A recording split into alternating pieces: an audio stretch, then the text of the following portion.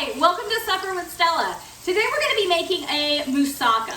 So moussaka for me, to me it's kind of like a Greek lasagna. It's got a hearty meat sauce. I am already working on lamb. It's traditionally ground lamb. You could use ground beef if you're unable or to find lamb or you don't like lamb. But it is a nice rich meat sauce layered in with some roasted eggplant, kind of in place of where your lasagna would be. And we're also gonna make like a cheesy custard to go on it.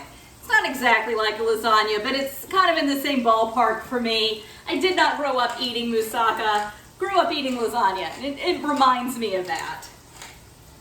Kind of just a layered dish with meat sauce and cheese and very, very delicious. I usually will make it in the summertime when I have eggplants. So all these eggplants in front of me, I grew in my own garden. So we've got this Casper eggplant, which is why we have these little, these are called I believe Turkish orange. And they are a little bigger than a golf ball. And they're orange with a little bit of a green stripe on them. In all honesty, I am not a huge fan of eggplant. The plants themselves are beautiful. They have these little purple flowers on them. They're so pretty. And the plant is pretty. The fruits are pretty, right? I mean, eggplants themselves, gorgeous, gorgeous plants. I just don't care for the taste. So to me, like an eggplant parmesan is not something that I'm going to make. It's just, for me, it's just too much eggplant. But something like a moussaka, where the eggplant kind of gets not covered up, but kind of, downplayed with all the other flavors going on, that is a dish that I'm going to be a little happier to eat. So to get these ready, I'm going to go ahead and cut them up. And before we start layering them into our casserole dish, we want to get them roasted. So my oven is preheating over 425.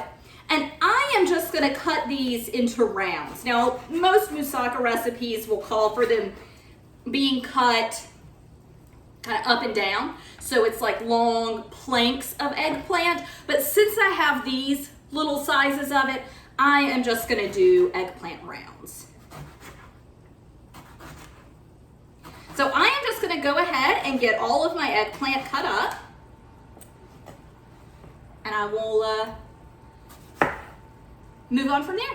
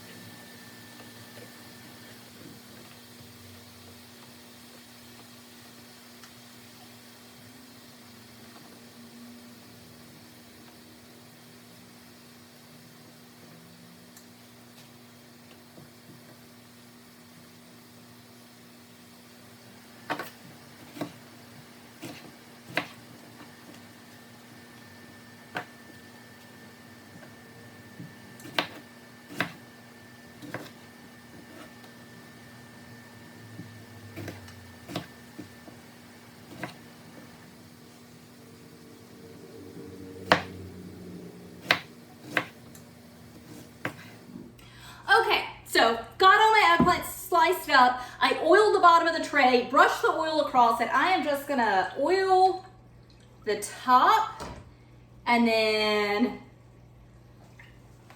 brush the oil over them just so that everything kind of roasts up evenly. Eggplant, you want to brush quick. Eggplant absorbs oil. It's very its consistency is almost kind of spongy. It really absorbs the oil quickly.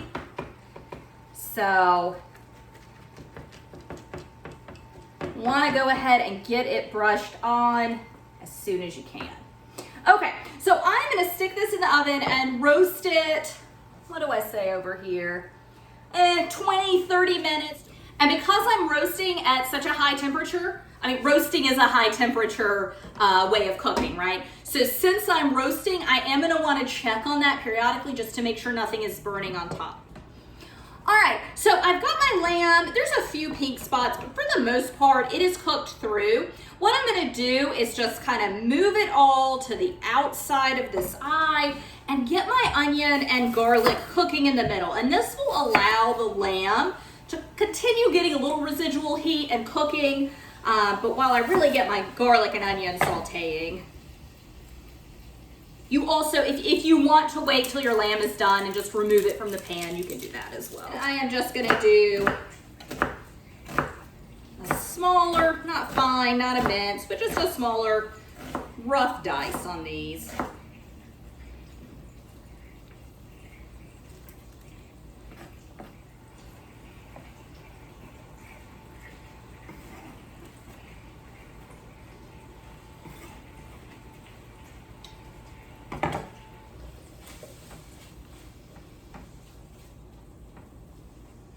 And then I've got a couple garlic cloves that I'm gonna peel and just do a really small dice on as well.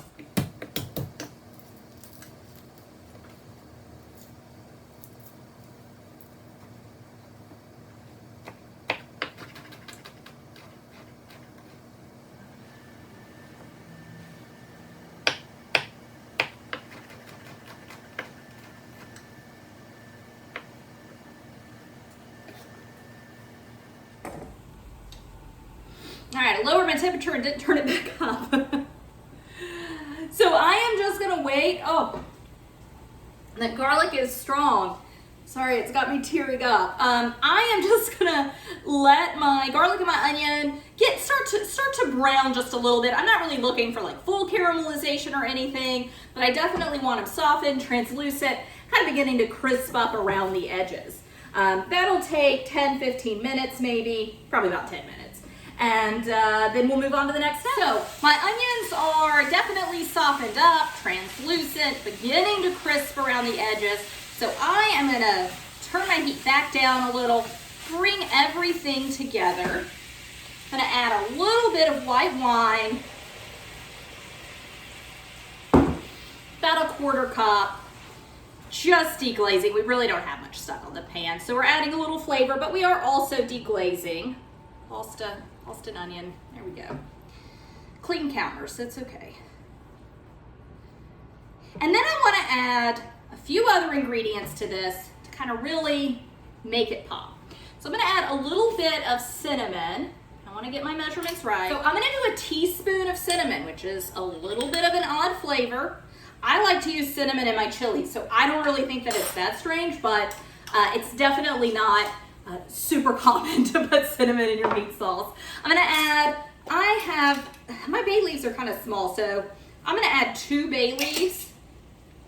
I'm gonna add a little Worcestershire sauce, and a tablespoon or 2. Worcestershire and tomato and lamb goes so well together. It's definitely a combo I use in shepherd's pie frequently, and I just really enjoy it. And then I'm gonna use, honestly, the last of what is left in this little tube of tomato paste, which is we'll say it's 2 tablespoons. And then I'm gonna add a can of, what I have are cherry tomatoes and tomato juice. You can use diced or pureed or whatever can of style tomatoes you wanna use. If you're using whole tomatoes, like usually whole plum tomatoes come in a much larger can. You don't need quite that much. That's usually my go-to. But cherry tomatoes and tomato juice are kind of the smaller can version of that.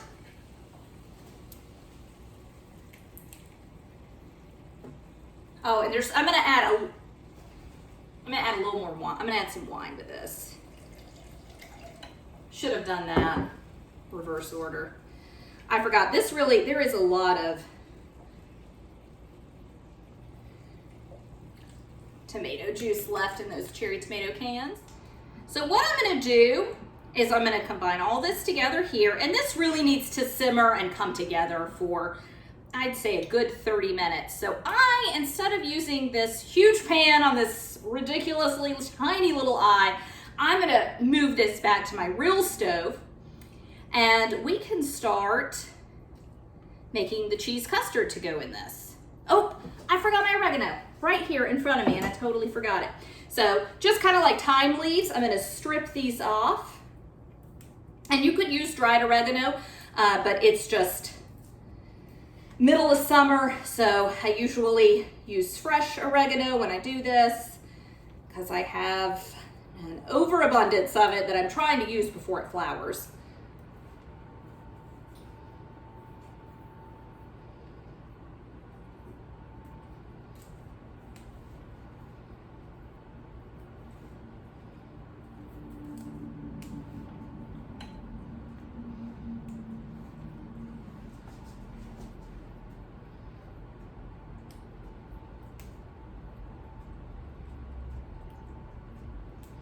And with oregano, it is an herb that not all herbs do, but oregano is hardy enough of an herb that it does hold up well to drying. So, you know, I just said I have an overabundance, and I do. I mean, it's a healthy plant. It's growing.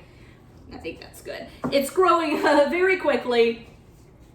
I have already harvested and dried way more oregano than I'm gonna go through in a year. I would say like the herbs that I dry from my garden, not ones I buy at the store, but ones I dry in my garden, and I know exactly, you know, how old they are. I'd say oregano is one that I've got about a year, maybe a year and a half before it kind of loses its flavor. I will not go through all the oregano I have already dried this year, so truly do, not a complaint, but I truly do have an overabundance of oregano. It is just, it's similar to mint in that it really likes to kind of take over the garden and grow very large, spreads very well. I mean, I cut that plant all the way back to the ground. It was like maybe it was this tall, and I cut it down to about this tall. And it was like this big around. I mean, it was a huge amount. I mean, I got like, once I dried it and then crushed it, I actually ended up with, I think, like a pint worth of dried oregano. I will not go through a pint in a year and a half. Don't like Moussaka that much. Now you can certainly use it in other things. But anyway, so now it has spread out further, and it's about this tall again. So it definitely is a fast growing plant, pretty easy to grow. If you're looking for something to put in your herb garden, oregano should be on your list. It's an herb that it'll make you feel really, really good about yourself as a gardener, because it's kind of easy to grow. So you see this huge plant and you're like, yeah, my garden's doing great. So I'm gonna get this back on the stove, and then I'm gonna start on the cheese sauce. All right, so to make our cheese sauce, we're gonna start by making a roux. So I'm gonna use better part of a stick of butter. I'm gonna use about 4, I'm gonna use a little more. I'm gonna use about 5 tablespoons of butter. Gotta have a whisk. And to that, I'm gonna wait till it melts. To that, I will be adding a 1/2 cup of flour.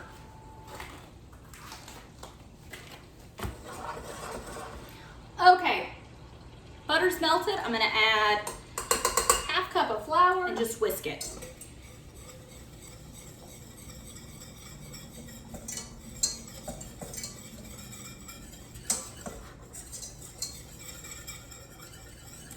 And we're not making gumbo. We don't need this to be an especially dark roux. We just don't want to have any lumps in it. We want it to be a nice smooth paste, kind of a dirty blonde color, a little bit of a darker blonde. I'm going to go ahead and add some nutmeg. Let me just a little pinch of nutmeg.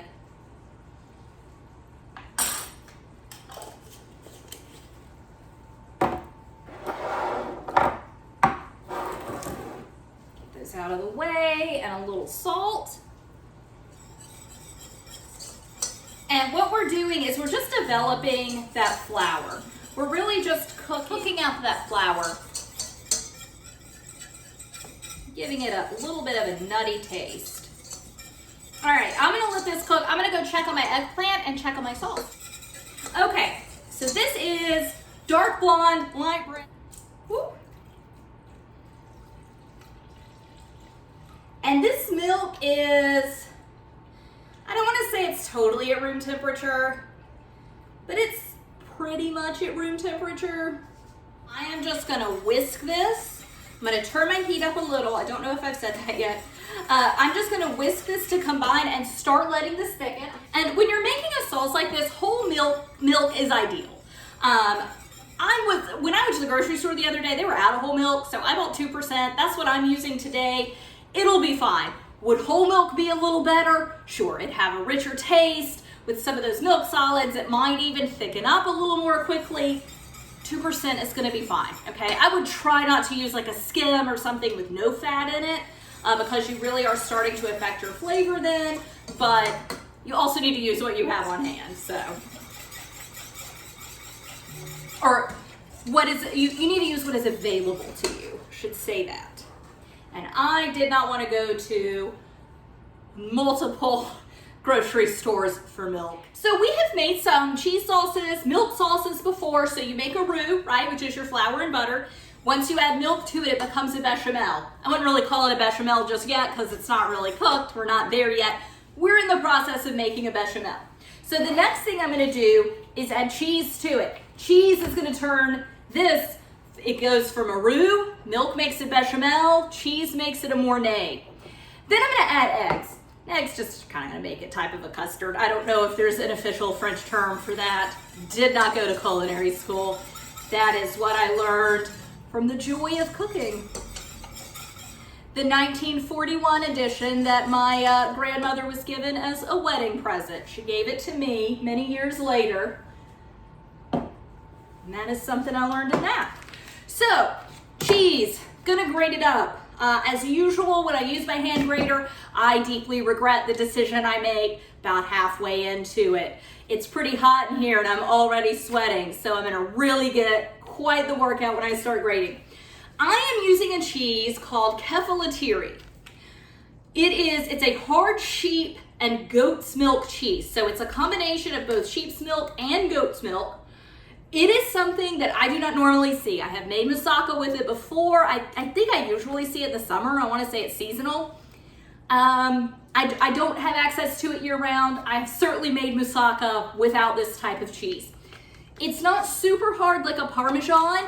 It is, and it's at room temperature. It's been sitting out for a little while. You want to try to use, generally, not always, but generally with dairy. Ooh, that is thickening up really well.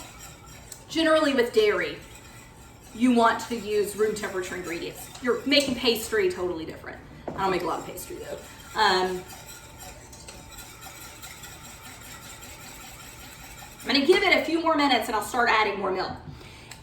It's just feeling it in the package. It feels like a Gruyere. Now it's not necessarily comparable to a Gruyere, but that's what the consistency is. That's what it feels like. So it's hard, but again, it's not like Parmesan or Pecorino hard.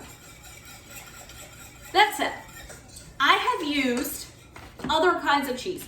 You are welcome to Google, and of course the spelling, I've seen it spelled a few different ways. This spells it differently than I've seen it spelled in the past, and I'm not even certain that I'm saying it right, but I believe it is Kefalatiri. It looks like phonetic to me. Google it. If you can't find this, Google it. And even if you can find it, I mean, for me, this was pretty expensive.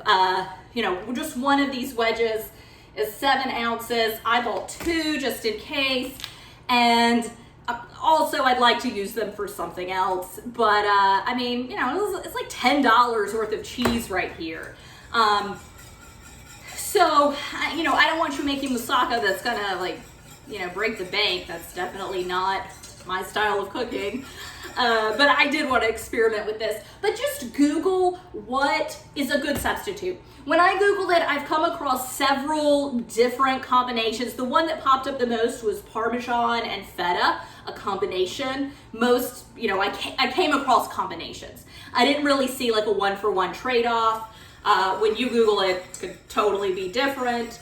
Yeah, I'm gonna add some more milk to this.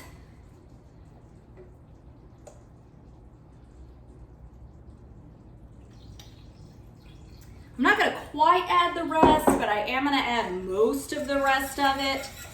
Give it a whisk. And really, it doesn't look any different. Honestly, it just looks like milk in a pot. I mean, it's a little thicker. Maybe it looks like cream in a pot. You feel the difference when you whisk it though. It feels thicker, okay? There's a little more resistance. As I said, the most common one that I Googled, the most common substitute I Googled was Parmesan, a mixture of Parmesan and feta. Now, in my grocery store year round, we have something called Greek farmer's cheese. Somewhat of an ambiguous term, I don't know, I would say it's like a cousin to feta, right? It's in the feta family. I have just used it, and it has turned out just fine, okay? But being that it is a sheep's and goat's milk, right? So being that it is a combination of both sheep's milk and goat's milk, I think that using some cheeses made from that, Manchego, not Greek, it's Spanish cheese. It's a sheep's milk cheese, if I remember correctly. And I think that this could, I think you could probably use that as a substitution. Manchego is a little bit more expensive, usually. Probably depends on where you are regionally. But I would say that would be a fairly decent substitution. I'd probably still mix it with some feta. Throw in some Parmesan for good measure. Can't really go wrong with Parmesan in my experience. Okay, I am gonna get the rest of my milk in here. And I want a total of just shy of about 1.5 to 2 cups. Like I said, I do kind of want to use it for something else. I'm not gonna use all of it in this, we're just gonna gotta see.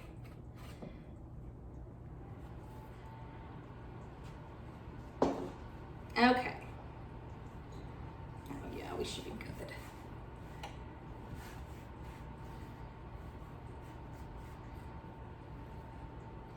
Flatten that out. That is just shy of, wow, that is just shy of 2 cups. That went so much farther than I thought it would. Good grief. Okay, cool.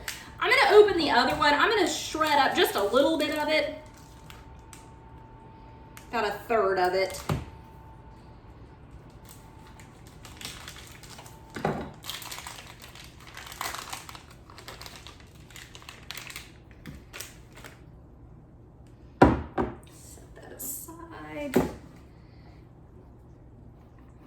Okay, so my eggplant has roasted for roughly 30 minutes. Yeah, roughly 30 minutes. I didn't do a great job. There, that's enough. I didn't do a great job putting a timer on it, but roughly 30 minutes. I left it in the oven. I've just turned it off. My meat sauce, it looks really nice and rich. It can cook for a few more minutes, but I definitely don't want to cook off all the liquid or anything, right? I'm just trying to build a nice, rich flavor. We're well on the way to getting our cheese sauce made. I just need this bechamel to thicken up a little bit more before we turn it into a Mornay and make it a proper cheese sauce. And then we've got to add egg to it after that. So we are definitely on our way. Few more things that we are going to add to this dish though. We're gonna add breadcrumbs and we're gonna add sliced potatoes. Those are gonna go on our bottom layer of our dish. They are gonna help absorb a lot of the liquid, okay? So they're really just there just as a kind of a delicious crust kind of bottom to soak up some of the nice liquid, delicious flavors that are gonna cook when this moussaka goes in the oven. Another thing that we are gonna use are are beet greens. Now you can use any kind of green that you want to use. When I harvested all of my beets out of my garden, I trimmed the tops off, washed them up, wilted them down, packed them into quart-sized bags and froze them. So this is one frozen quart. It's roughly 2 pounds of beet greens that have thawed out, okay? So they were pre-cooked and frozen, now they're thawed. They are gonna get layered in with the eggplant, with the meat sauce. I'm gonna keep whisking this. Turn it up a little. They will get layered in as well. Beet greens are not traditional. They're just my favorite green and something that I have on hand. You could certainly use frozen spinach. You could wilt down any kind of green that you want, okay? You could wilt down kale, collards, Swiss chard, spinach, of course. And so you use the green that you like best. Beet greens, again, my favorite, and I have them on hand. So I am just gonna kind of let some things finish up cooking, and then we'll meet back here and get our moussaka assembled. All right, so my bechamel is good and thick. It came to a boil over the heat. Always keep an eye on dairy when it's on heat because it boils very quickly, which I wanted it to, but it's very easy. It didn't, but I've had dairy boil over very easily. Kind of notorious for that. So I'm gonna get, and as I said, I have just under 2 cups. I'm gonna go ahead and get my cheese in here. And this is hot enough. I'm just gonna add it all at once. Get it whisked in. And once this melts, we now have a Mornay sauce. But I have taken it off the heat, right? The milk doesn't, the dairy doesn't need to cook any longer. Oh, this is good and thick. This is nice. The dairy doesn't need to cook any longer. It doesn't really need to thicken anymore other than what we are gonna do to thicken it off the heat. So it no longer needs heat at this point. I mean, you can see the steam coming up. I mean, I hope you can see it. I can certainly see the steam coming off of it. Pretty thick. Just wanna get all of that. And you do, at this point, before we add the egg, do make sure that your cheese is fully melted. And so we've got a little cheese set aside. Half cup, 3/4 of a cup. It was just, yeah, it's not a whole lot set aside. We don't need a whole lot set aside. Now for my eggs. So I've got 4 eggs. And I am gonna add each egg by itself, but I'm gonna do 2 eggs and then 2 just yolks. So we want to get a really thick, delicious custard sauce. And so you don't need quite as many egg whites for that.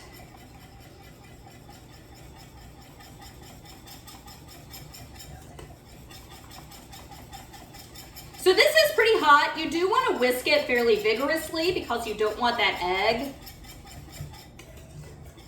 to melt, to scramble. You can do all of your eggs, whisk them together, introduce a little of this to egg. I've done it that way too. This is just a little bit quicker, and I don't know, I just find I kind of prefer this method, especially once I've taken it off the heat at this point. And it's not like I'm making a very, I mean, I don't want scrambled egg in this, but this isn't like a pudding. This isn't some really silky, luscious dessert. It's a cheese custard sauce that's going on top of meat sauce and vegetables, and it's very rustic, and I don't think a tad bit of scrambled egg would even be noticed. So this is just a little quicker for me, so I'm just doing it this way.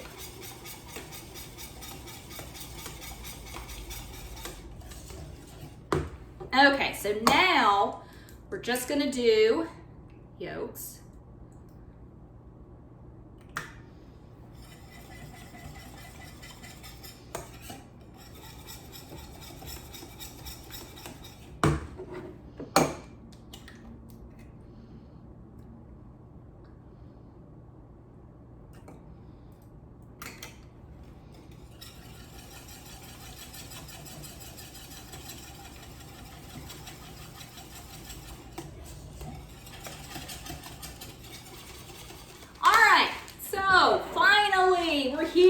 start assembling. This is not a quick weeknight meal. This is definitely something that requires a little prep. A lot less prep when you're not filming and trying to teach people how to do it, but it still requires a little prep. So I am just taking a handful of my homemade breadcrumbs. You do not need to use anything fancy, and just sprinkling in the bottom. As I said, we're gonna layer breadcrumbs and potatoes on the bottom, and those are just gonna soak up the juices, okay? Bechamel, syrup, mornay, custard, whatever it is. Very juicy, got a lot of juice. I mean, juice is still gonna cook out of these beets. We've got a lot of juice that's gonna cook out of our meat sauce. So you definitely want to have something flavorful down here to catch, and it's just little slice of potato, 1/2 inch thick. So just layering those in.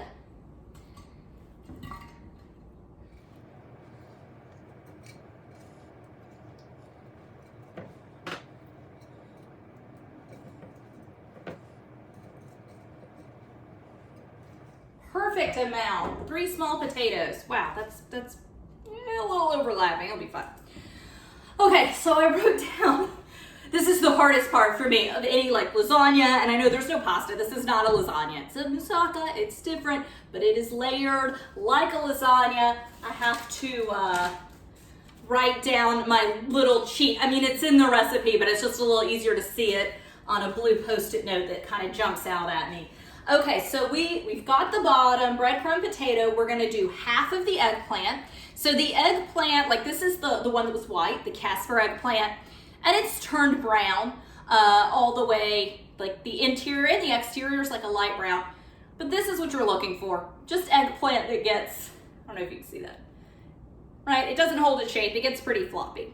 So we are gonna do a layer of eggplant, and it'll be 1/2 the eggplant in one layer, and then 1/2 the meat sauce, 1/2 the greens.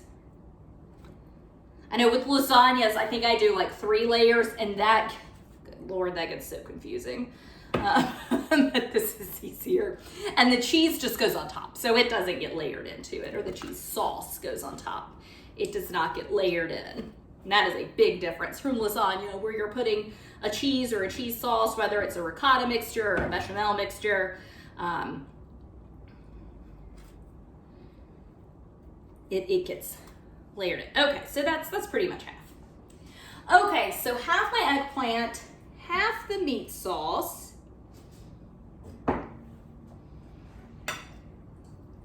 And you can see, this is pretty heavy, what a nice, dark, rich sauce this has become.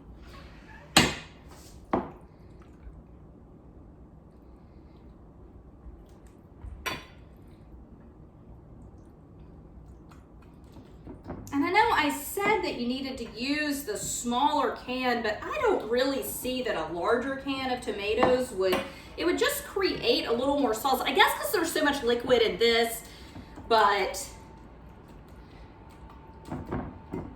I mean, as I said, I did not grow up eating moussaka, and while this is my recipe, I mean, it's definitely adapted from, that's about 1/2, from many other recipes, kind of melded them all together. And then 1/2 of your greens. Now again, I'm using beet greens, and you can see that they're beet greens because you can see those pink stems. So 1/2 of these, you could use spinach, of course, very prominent in Greek cooking. Most popular probably being spanakopita, at least most popular in America being spanakopita, which I actually have made like little spanakopita bites using beet greens. I've done those at Christmas, and they are so tasty. I think I've said this before, I don't really care for then the rest of the eggplant on top of this. I don't really care for greens, so I do enjoy beet greens though. So remember the first time I tried them and discovered, hey, I actually like this. Kind of nice to know. There is a green I enjoy. Man, I could have roasted a couple more of those little orange eggplants. I mean, I'm pretty good. It's pretty full, but. Okay, so rest of the meat sauce.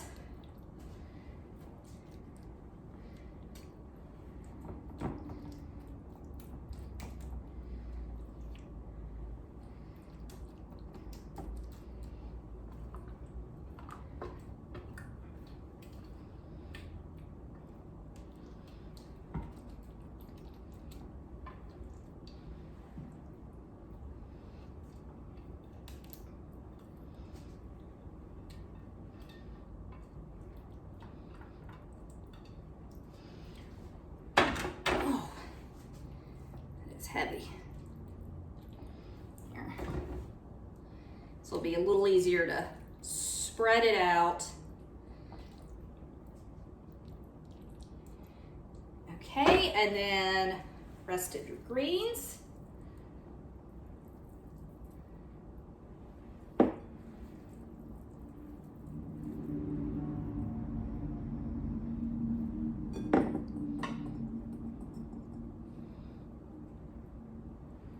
Want to kind of flatten this out because we're about to pour that custard on top. And that is sort of the, well, we do one more little quick, we sprinkle a little cheese on it after that. Okay, so I'm going to give this one more whisk. And it's thickened, but this is not a thick sauce. This is fairly liquid. But this custard is going to soak, ooh.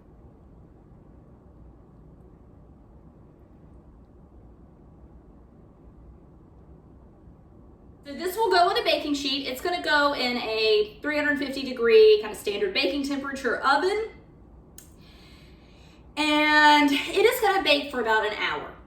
As with a lasagna, you definitely want to let this sit for at least 20 minutes before you slice into it. It's going to be lava. It's going to be incredibly hot. It's not going to hold its shape if you cut into it early. So make sure you give this time to rest. Now, for me, I am actually going to eat this weekend. So this is a great make-ahead dish. We've put a lot of time into this today, but don't think you have to put all this time into, like if you wanted to entertain with this or just have like a nice Sunday supper with your family, don't think that you have to do a ton of time that day. There's multiple steps to this. You could actually drag this out, making this out. You could make it last for like a couple of days worth of prep work. Again, it goes so much more quickly when you're not filming. I promise that it does, but it is going to be delicious. I'll show you pictures of it once I bake it off, but as I said, I'll eat it this weekend, so I'm just going to cover this and stick it in my fridge, and you know, I'll bake it off later this weekend. But again, I'll show you pictures when I'm done, and thanks so much for joining me. Bye.